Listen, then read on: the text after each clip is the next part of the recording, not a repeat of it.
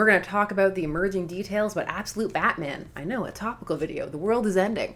I'm Sash, this is Casually Comics, and there has just been a lot of things coming out that are being confirmed, and it has been for a while time of recording about the Absolute DC universe. We've been talking about it on stream, but we haven't done a video about it. I know not everybody comes to hang out for the streams, they're not everybody's cup of tea, and there's just been some interesting developments, and the vibe has been fun to keep tabs on, so I'm enjoying discussing it, so I wanted to toss the discussion out to you so we can see where everybody's at, kind of take a vibe check for the Absolute DC universe and Absolute Batman in particular, because that's the one that has the most details that have been leaked / revealed about it. It's a combination of both. So we're gonna just discuss this. We're gonna have a kind of casual chit chat about all the things. If you do not want to know anything about anything, no spoilers, then this is not the video for you, because we're just gonna go into it and spoilers may happen. So be forewarned, because forewarned is forearmed. Especially because time of recording, SDCC released some more concept art and designs, and they've been fun to look at. The rumors about Absolute DC have been swirling for quite some time. If you follow the scuttlebutt, particularly Bleeding Cool, which has been dropping things for months, but recently in the lead up to SDCC, there have been a lot more because the Absolute universe is set to be revealed in October of 2024. It's going to follow Absolute Power, and there's going to be a DC All-In special explaining the new universes that they're doing. Well, new universe. When it comes to the DC All-In, they're going to be doing the Absolute universe with those titles, and they're going to be doing the other regular universe is going to continue on with that continuity. So you're going to have the two things, and they say that they're going to be separate but also connect. We shall see. Some people are already predicting that this is going to lead to a big event in a couple of years called Absolute Crisis, which would be a great name for an event. They're really trying to hit on the whole this isn't a retcon or reboot. They keep saying it over and over again. They had a little preview video that preceded SDCC with Scott Snyder and Joshua Williamson, who are some of the architects of this, and they were keen to hit that point because with DC, since it does so many reboots and retcons, that was one of the first things people were talking about. And even so, there's still going to be some comparisons to the New 52 and other initiatives. Regardless, it will be fascinating to compare and contrast once everything drops. The big pitch has been that it's going to be reimaginings of the classic heroes, but from not quite a modern perspective, although they're dancing around some such wording, but from a more updated perspective. The things that were floating around Batman specifically was that he was going to have no money, Bruce without the money, which may sound quite familiar because that's something that has happened in the main universe, which was something that gave some pause, including myself at points. However, after much pondering and thinking about it, they are doing it a bit differently in the sense that in the main universe, whenever they do this, they tend to make a point of taking Bruce's money away from him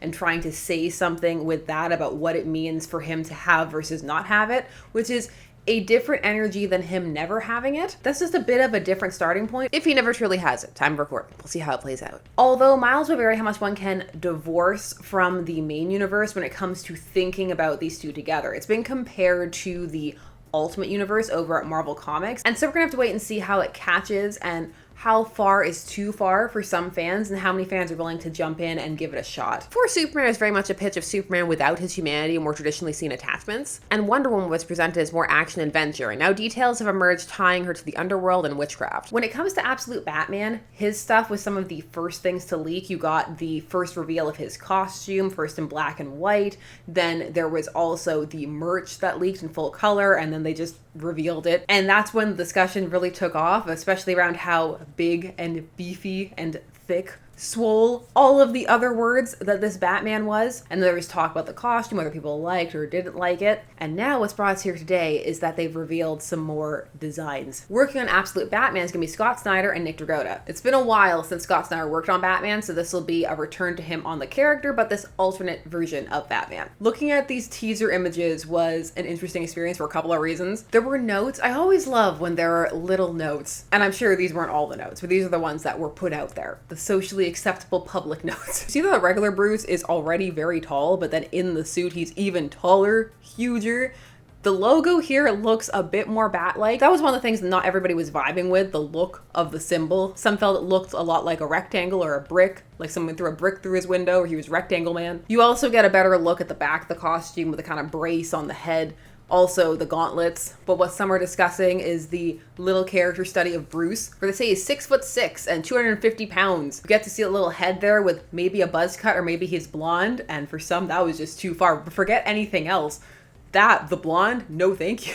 It's the discussions surrounding this that are bringing me the most joy time of recording. The fact that SDCC, they dubbed him the Batman who lifts, is also fun. It's a play on the Batman who laughs. You see that he's young, in his 20s, and he's a thick boy. One of the names that kept coming up from him in chat when we were talking about him was Bruce Thickerman, so I do approve of thick boy. Although I can see some findings that's phrasing cringe. You also see here that he's a city engineer, but they highlighted inside the panel that also a construction worker. So you're seeing city engineer / construction worker. So when it comes to them discussing his lack of resources, well, he's still clearly going to have some, because city engineer / construction worker, you're going to have some resources doing that. He also has a dog, a little French bulldog with bat ears. The bat ears are intentional. The fact that the ears are intentionally casting a little bat shadow, it's so campy that it endears me to this work. Now, there are some who really aren't vibing or getting on board with this concept. They just feel that it's change for the sake of change, or that it's too far, or that this is removing what makes Batman interesting for them.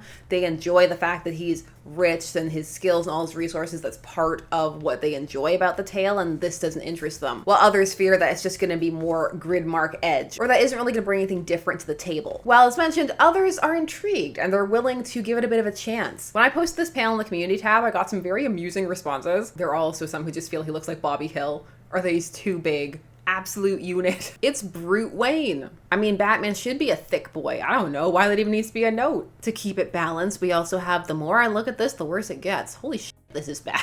I'm gonna be honest, I hate it, especially the hair. We have, of course, the Batman who lifts. I like that he needs reading glasses. That shot and all the others in that collage just looks like a dating profile. I like dogs. I'm an engineer. See my hard hat? I like to read and lift weights. I couldn't resist. I had to join this chain. In my spare time, I fight crime.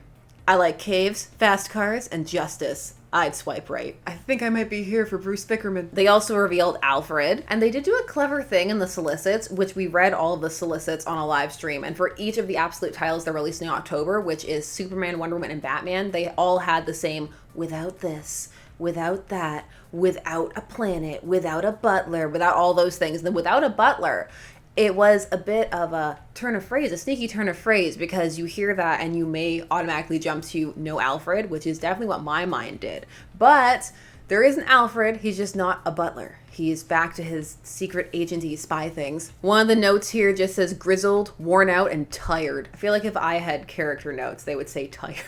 They also showcased Black Mask, and the mask does look pretty cool. It's giving some Judge Dredd universe vibes. They describe this as a top to bottom reinvention. Does it feel that way to you? Do you feel like there's enough different here to call it a reinvention, or do you feel that it's throwing a trope, an idea they've played with many times before, and trying it out again with some slightly different twists? There's been a lot revealed for this, and more has become official over time, so you know that Jason Aaron is attached to Superman, Kelly Thompson is attached to Wonder Woman. There were some more panel details and stuff that they revealed, such as Jeff Lemire and Nick Robles on The Flash. Some more and more information is trickling out, and as it gets closer and closer to release, there will most likely be even more. One thing that may excite people is the announcement of the return of the Justice League. The Justice League is returning after a few years. They're relaunching it in time for the Justice League Unlimited anniversary, and they showcase some art from that. That's going to be Mark Waid and Dan Mora. So I just wanted to put it out there and see what all of you are thinking for the people who haven't been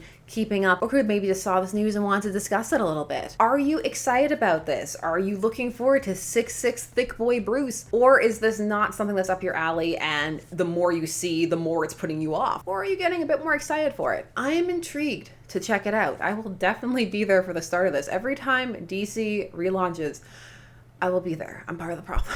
I'm just so curious to see where it goes. I think some things could be really fun. We shall see. If I'm wrong, I'm wrong. I'm going to talk about it either way. But all of these are just my thoughts, and I want to hear yours. And I'm sure there's going to be more details coming out. So if it's a bit into the future from time of recording and there's more details you want to talk about, put them down there too. I just want to hear, what do you think about the Batman Who Lifts and Absolute DC, and are you on board, are you not? And also tell me why. I want to talk about it. While you're down there, please do all the YouTube things like share, comment, subscribe, hit the bell notification so that you never miss a vid. Thanks so much for taking this time to spend discussing comics with me. I always appreciate it, and I will see you again soon. Bye bye.